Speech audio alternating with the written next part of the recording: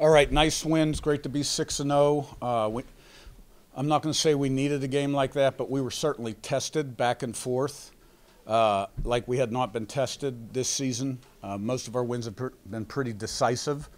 The Maryland game, we kind of took control in the second half, and they were able to close the gap a little bit. But this was back and forth, and was really proud of the offense, the whole team first of all. But the offense kept responding with touchdowns when they needed to. Probably wasn't our best game defensively. Well, not even probably. It wasn't. It started with us letting the quarterback out of the pocket on third down early in the game. But I really liked the way we finished the game defense the last two drives. I really liked that a lot. That was awesome.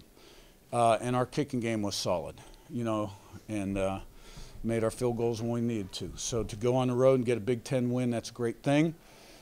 Looking forward to the bye week, and everybody could use a day off. And I think for the players, it's a good time to kind of get rejuvenated a little bit. And, we'll use it constructively. We have an older team. I'm not really concerned about them so much reading about their accolades on social media and the paper because they've been around the block a little bit. And they'll be reading a lot about how, we aren't good enough to do this and that. I want the chip on their shoulder to keep growing is what I want. Zach, and you're right, the Niz. Kurt, you talked about the last 2 weeks. Maryland a lot more to do. Northwestern pushing you. Northwestern being able to kind of punch back. What do you learn about this team after some dominant wins early in a game like this where they do have to respond? Well, today, we passed the test because it was a new kind of test on the road and, some real back and forth momentum and adversity, and we responded. So, but we have an older veteran team. We got a lot of older guys playing football for us. So, and the quarterback's been outstanding in offense. There's so many playmakers, and all starts up front with the line, and Zach does a great job, and so it seems like every time when the offense has needed to respond with a touchdown this season, they have. And we can play better on defense, and we will.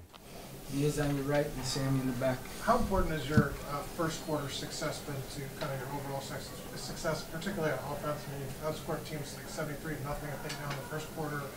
Scored every first quarter except one game.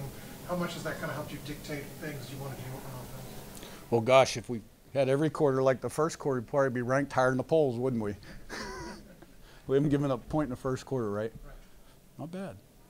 I think we've only given up 3 in the fourth coming into the game, but I'm not sure. No, it's good to start fast, without a doubt. But you got to play well, in the middle and at the end. And at the end of the second, beginning of the third, those are critical times. But it's great to start fast. And, offensively, we're playing pretty well. We are. And, we're 6-0 as a football team. So I'm proud of the team up to this point, which I'm usually not supposed to say.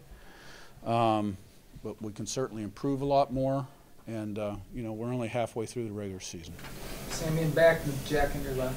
Coach Jalen Walker didn't play the second half.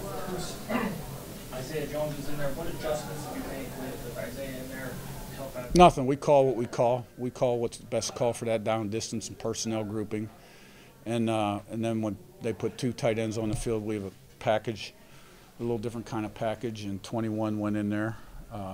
So, we'll see how Jalen is on Monday. But he's had some injuries in the past that medical staff didn't think he'd play again, and he's back there like 2 weeks later. So, we'll see. Jack on your left and Zach. Kurt, the connection that Curtis and Elijah Surratt have built, I guess 6 games into the career, it seems like they're always finding each other on like 3rd and 4th down. Do you think that's kind of rare, I guess, only having 6 games together with each other, and what do you kind of attribute that to? Well, you got 2 committed, dependable guys, right? And Surratt, he did maybe have his hands on one today that wasn't complete, but they certainly do have that trust. But I think he's got trust with a lot of those wideouts, which is why we're rolling the way we are. Zach and then Jared. You mentioned it wasn't maybe the best defensive display from your team today. What were the struggles? What were the reasons for those throughout the early parts of the game, and then what changed those last 2 drives? The problem we were having was third down, and it started with when we let the quarterback out of the pocket. And then on one deep, and we're in right perfect position to play the ball, and they come up with it. So, but I thought, you know, we finished the game like a championship team. Jared in front and Daniel. Defensive line had 3 guys out today. Do you feel like that maybe kind of led to a little bit of the struggles? Our D line did? Yeah. 3? Collins, Harrison, and Landino. Well, Landino's been rolling into 2 deep, and he's a freshman. And really, Robbie and, you know, Collins have been out since camp. And, you know, Robbie is not into 2 deep. So the only guy really, we were down a freshman that's played in 3 games. So we can play better. Daniel and then Joe. Yeah, I wanted to say you mentioned that you all only allowed 3 in the 4th entering this afternoon. You know, we kind of spoke this fall about how you guys have really finished strong last year and how IU really hadn't. Just what is it about this team that you feel like maybe it enables it to really play well late? Well, look, guys, this is culture and mindset. These are guys that came from championship programs that have now won 20 of their last 21 games, okay?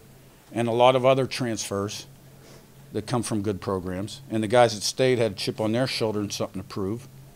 And then, you know, when you take over a program, the number one thing you got to do is change the way people think.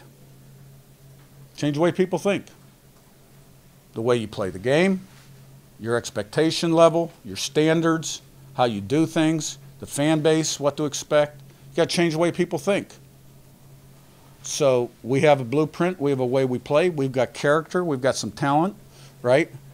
And they're playing like all of our other teams have played in those situations. Joe, last one. Almost 200 yards after the catch today. I mean, how important is that to have your skill position player team fighting for those extra yards? Yeah, that was awesome. There was a lot of space on some of those catches. A lot of those were RPOs there in Tampa 2, which is actually a run-stopping defense for them. But the RPO slant, the 5-step slant RPO was open. Didn't throw it twice early in the game. Probably should have.